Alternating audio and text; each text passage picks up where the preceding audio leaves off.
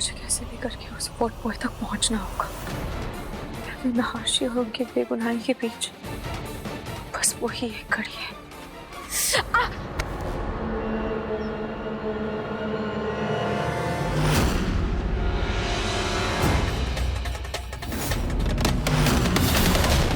ये बटन किसका है?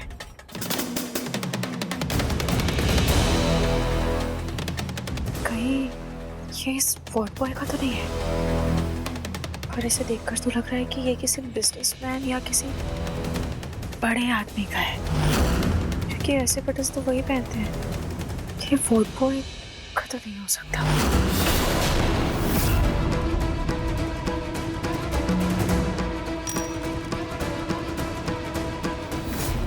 ये बटन उस आदमी का तो नहीं है जो वॉर्ड बॉय से मिलने आया था? लेकिन इससे क्या ही हो जाएगा? ये टूटे फूटे सबूत से मैं आशी को नहीं बचा पाऊंगी। मुझे कोई ठोस सबूत चाहिए होगा। खाटू जी, अब आप ही मुझे कोई रास्ता दिखाइए।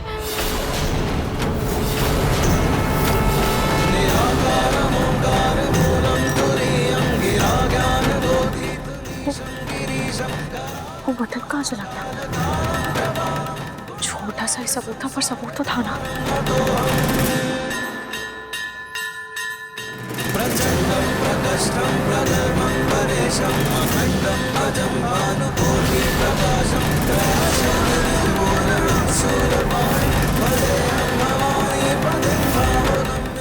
ये उसी पेशेंट को लगाई हुई सुई है, और इस निडल पर तो उनका दाग भी लगा हुआ है। शायद इसी की मदद से कुछ पता चल जाए, पर मैं ऐसे ये लेके पुलिस के पास नहीं जा सकती। उनके पास जाने से पहले मुझे कोई ठोस सबूत चाहिए होगा।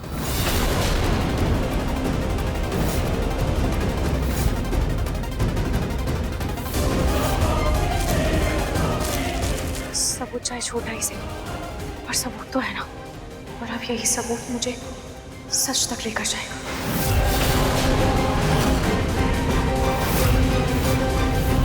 क्या नाहर को पुलिस कोर्ट लेके जा रही है? हाँ पापा, रूही भाभी ने भी बहुत कोशिश की नाहर भैया की बेगुनाही का सबूत लाने की, लेकिन कुछ फायदा नहीं हुआ। उस रूही से तो मुझे रत्ती भर भी उम्मीद नहीं है। अरे आज उसी की वजह से, उसी के मरहूस साये की वजह से मेरा पोता जेल में है। समझ, चल देखते हैं कोर्ट क्या फैसला करती है। चल। हाँ चलिए, हम आते हैं।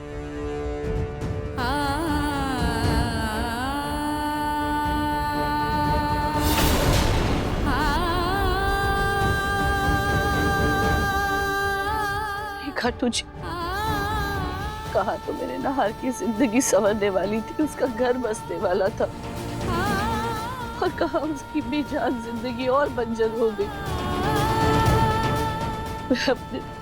मैं अपने पोते को अब और मुसीबत में नहीं देख सकती। खाटू जी, आप ही कुछ कीजिए, आप ही कोई चमत्कार कीजिए, उसे बचा लीजिए। मैं अपनी होने वाली बहू को तो आखिरी बार देख भी नहीं पाई।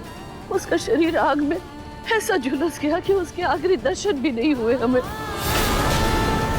कुछ कीजिए खाटू जी। दर्शन नहीं कर पाए? इसका मतलब शीतल की बॉडी नहीं मिली है? हाँ जी, पुलिस ने कहा कि आग इतनी भयंकर लगी थी कि शीतल की सिर्फ अस्थियां मिली है और कुछ भी नहीं।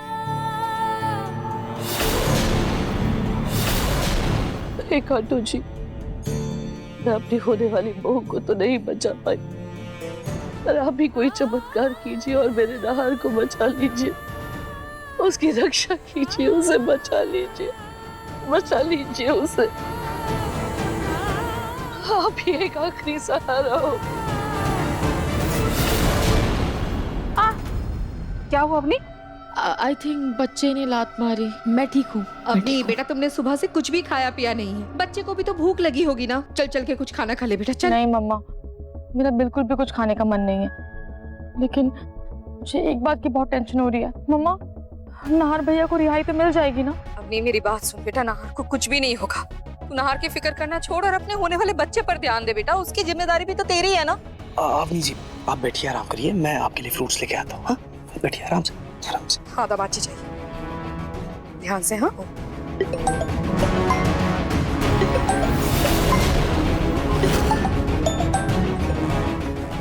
मम्मी जी प्लीज एक बार मुन्नी को संभालिए। हाँ थैंक यू।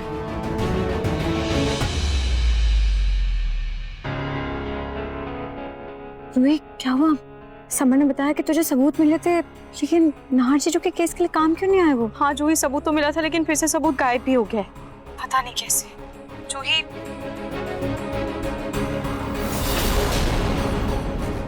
कौन है वह?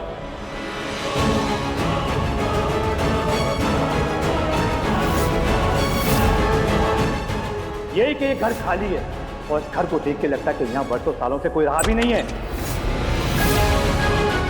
जो ये देख, मुझे ये पॉलिथीन मिला है जिसमें नीले रहे, उसमें खून के धब्बे लगे हैं और बैंडेजेस भी है। मुझे कुछ समझ में नहीं आ रहा कि मैं नाहर जी को कैसे बचाऊं। हाँ तुझे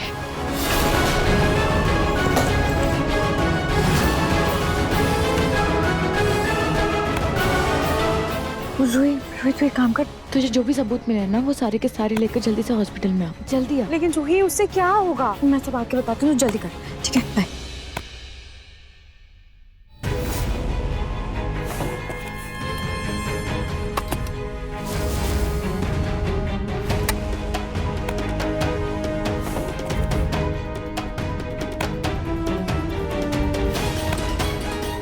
बिट्टू आज बैठो।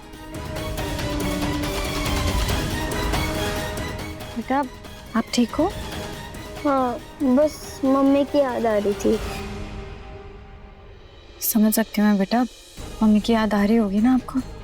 पर देखो भगवान ने चाहा ना तो आपकी मम्मी जल्दी आपके पास वापस आ जाएंगी, लेकिन आपको अपना ध्यान देना पड़ेगा ना। देखो देखो आपके नाखून कितने गंदे हो रखे हैं। मैं एक काम करती हूँ, मैं इन्हें काट देती हूँ, ठीक है?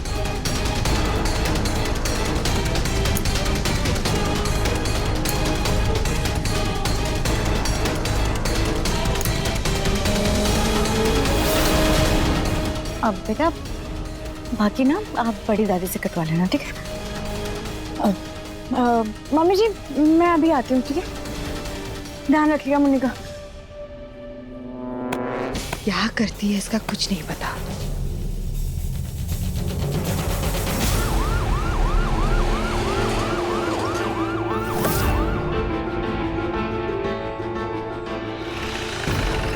सेक्शन नाहर, एक मिनट। मुखर्जी अंदर जाके देखो। मिस्टर नाहर, आपकी पत्नी ने काफी कोशिश की आपको बेगुनाह साबित करने के लिए, हमें गुमराह किया, हमें झूठे सबूत दिखाए, लेकिन उनकी सारी कोशिश बेकार गई और फाइनली आप कोर्ट में पेश होने के लिए आ गए। इंस्पेक्टर, अगर रूही को कोई सबूत मिला था तो कोई सबूत जरूर होगा, लेकिन क्या फायदा? आपने तो मान लिया है, ये डिसाइड कर लिया है कि मैं ही मुजरिम हूं, इसलिए आपको कोई इंटरेस्ट नहीं है सबूत ढूंढने में। दाद देनी पड़ेगी तुम्हारी हिम्मत की मिस्टर नाहर। वहां लॉकअप में मुझे आंखें दिखा रहे थे और यहाँ कोर्ट में मुझे अकड़ दिखा रहे हो, और कोई नहीं। जब कोर्ट तुम्हें फैसला सुनाएगी ना तो तुम्हारी अकड़ खुद ब खुद निकल जाएगी, समझे? इंस्पेक्टर,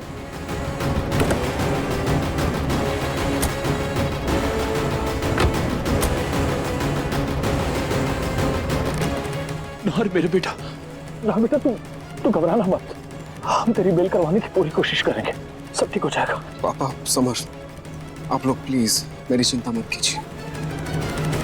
कोर्ट का जो भी फैसला होगा मैं उसके लिए तैयार हूँ। मिस्टर नाहर, आपको छुड़ाने की हम पूरी कोशिश करेंगे। सर, 1 घंटे में मिस्टर नाहर की सुनवाई होने वाली है। मिस्टर नाहर, आपके पास 1 घंटा बचा है, तो जी भर के अपने परिवार वालों से बात कर लो, क्या पता फिर मौका ना मिले। आप फिक्र मत करिए, हम आपको छुड़वा लेंगे, जल्दी छुड़वा लेंगे।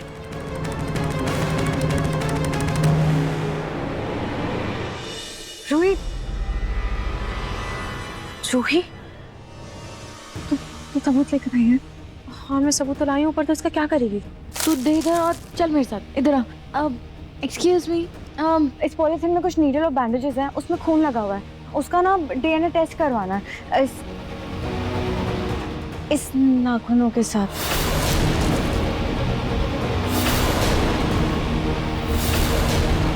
Oh just a minute.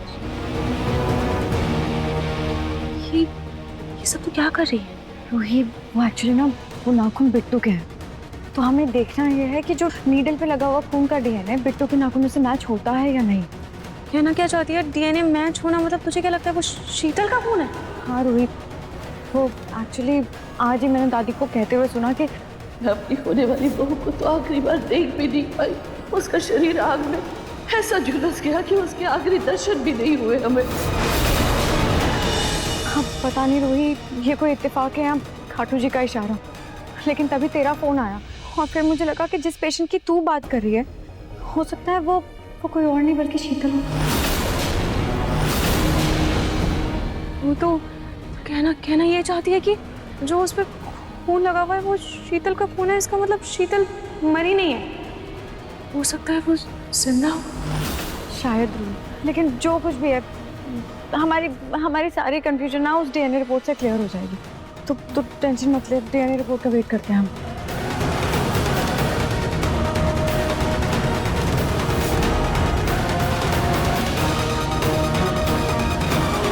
अभी तक तो नाहर की हियरिंग भी शुरू हो गई होगी, पता नहीं अभी तक रिपोर्ट्स आए क्यों नहीं। रोहित तो टेंशन मत ले, रिपोर्ट जल्दी आ जाएंगे।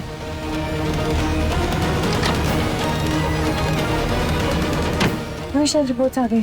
सिस्टर रिपोर्ट्स आ गई क्या? अभी टेस्टिंग चल रही है, लेकिन आपके उस सामान में से हमें एक मिनट ये मिला है। ये क्या है? कुछ नहीं जोई, ये बस एक टूटा सबूत है। वो जो आदमी वॉर्ड बॉय से मिलने आया था और जिसने उस वॉर्ड बॉय को पैसे दिए थे, ये कफ लिंक उसका ही है। पर अब तो ना उस वॉर्ड बॉय का पता है और ना ही उस आदमी का, तो अब ये किसी काम का नहीं है।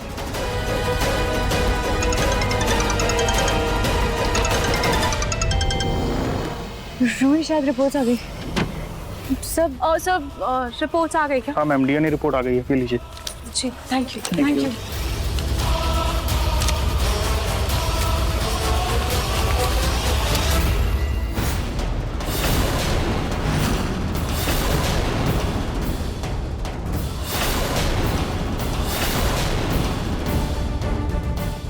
रोहित क्या है रिपोर्ट में, बता ना।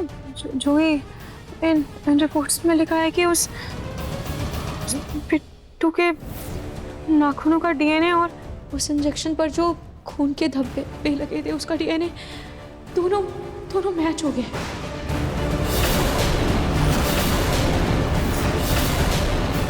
इसका मतलब उस वार्ड बॉय के घर में मैंने जो पेशेंट को देखा था कोई और नहीं बल्कि शीतल थी। शीतल जल के मरी नहीं है, वो जिंदा है।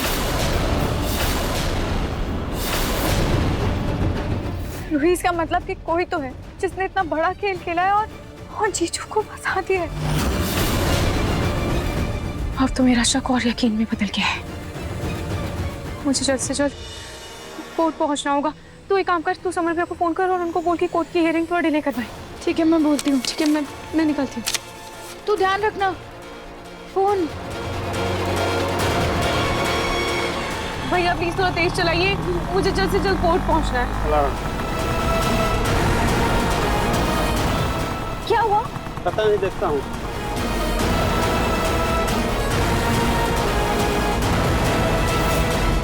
ये भगवान, यहाँ तो ट्रैफिक लगा है। ये लीजिए।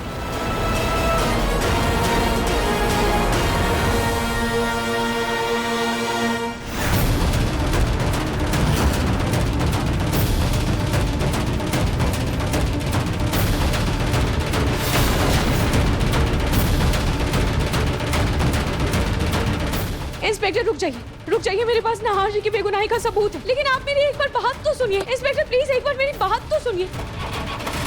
नाहर जी। श्रोय भाभी, आप ठीक हो ना? सर भैया मैं ठीक हूँ, लेकिन मेरे पास नाहर जी की बेगुनाही का सबूत है। भाभी अभी किसी भी सबूत का कोई फायदा नहीं, क्योंकि कोर्ट ने भैया को 7 दिनों के लिए रिमांड में भेज दिया। पर पापा जी नाहर जी बेगुनाह है और हम उन्हें रिहा करवा सकते हैं क्योंकि शीतल जिंदा है।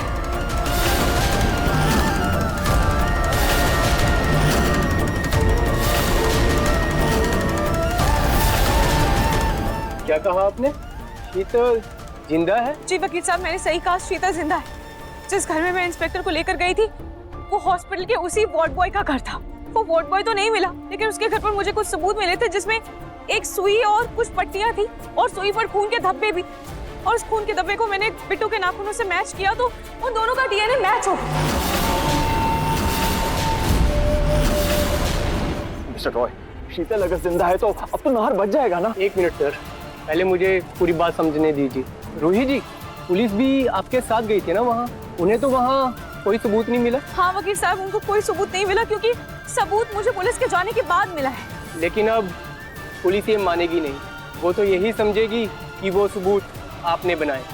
लेकिन हाँ, अगर पुलिस के सामने ये सबूत मिल जाते तो कुछ बात बन सकती थी। अगर अभी ये सबूत पुलिस को दिखाएंगी तो उल्टा सारे इल्जाम आप ही के ऊपर लग जाएंगे। मिस्टर रॉय, इसका मतलब ये है कि अगर हम शीतल को ढूंढ कर लाते हैं कोर्ट में तो सब कुछ ठीक हो जाए। जी मिस्टर रतन, अब सिर्फ यही एक ऑप्शन है जिससे आपके बेटे को बचाया जा सकता है।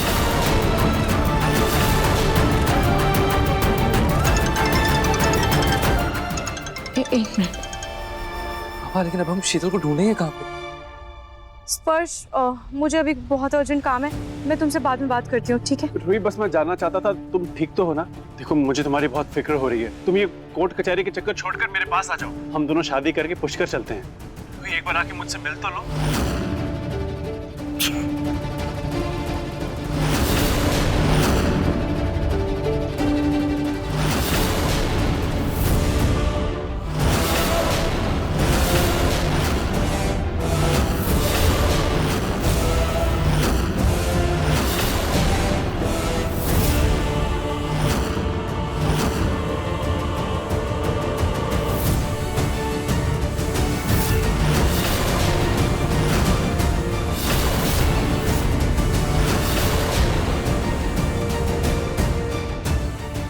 रूही, तुम सुन तो रही हो ना? रूही, मैं तुमसे बात कर रहा हूँ। रूही,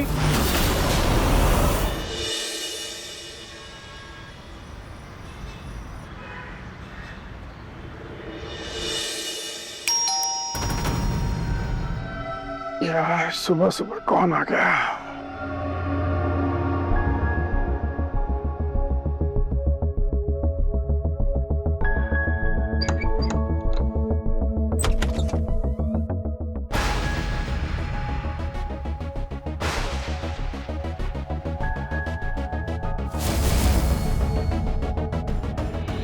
स्पर्श, क्या मैं अंदर आ सकती हूँ?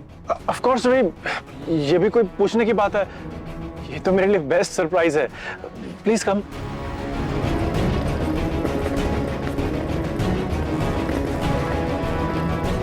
मुझे तो अभी भी यकीन नहीं हो रहा कि तुम यहाँ आ गई और तुमने मेरी बात मान ली।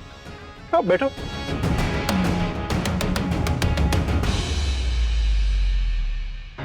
स्पर्श, आई एम सॉरी, मैं ऐसे सुबह सुबह आ गई, पर मेरे पास कोई और रास्ता नहीं था। नहार जी की दादी मुझे उस घर में रहने नहीं दे रही थी और मैं अपने दादू दादी के घर जाकर उन्हें परेशान नहीं करना चाहती थी।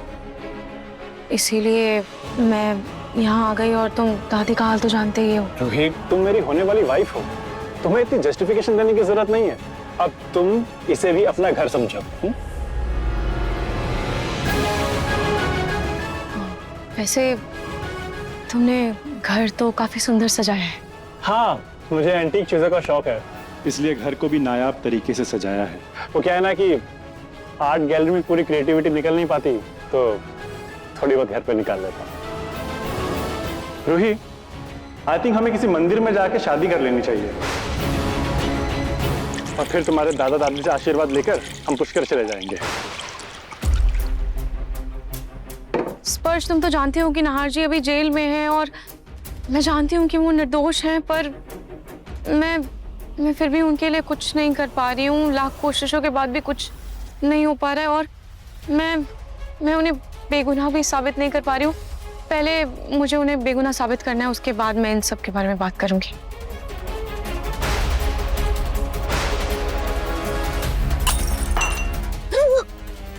डरो मत, वो गलती से गिर गया। I am sorry. It's okay.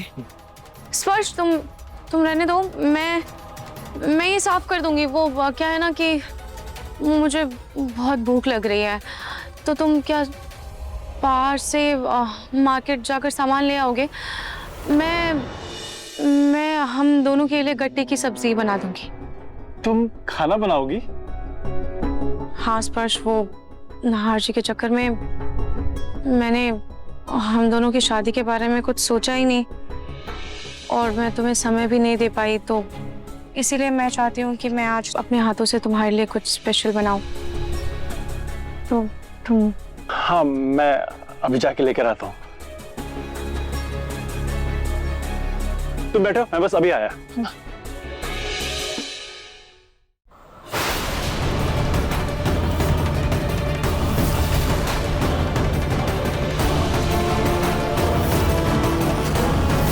हो सकता है स्पर्श के शर्ट का कफलिंग और वो वॉर्ड बॉय के घर पर जो कफलिंग मिला वो दोनों सेम है, पर वो वॉर्ड बॉय के घर पर मिलना सिर्फ एक इत्तेफाक हो। पर फिर भी यहाँ बात नाहर जी की जिंदगी की है और मैं इसमें कोई लापरवाही नहीं कर सकती। मैं मानता हूँ कि मैं हॉस्पिटल गया था क्योंकि मुझे स्पर्श ने बुलाया था। मिस्टर नाहर, झूठ मत बोलिए, मैंने आपको कोई कॉल नहीं किया। ये नाहर जी का मामला है और नाहर जी के मामले में मैं किसी पर भरोसा नहीं कर सकती, चाहे वो स्पर्श जी क्यों ना हो।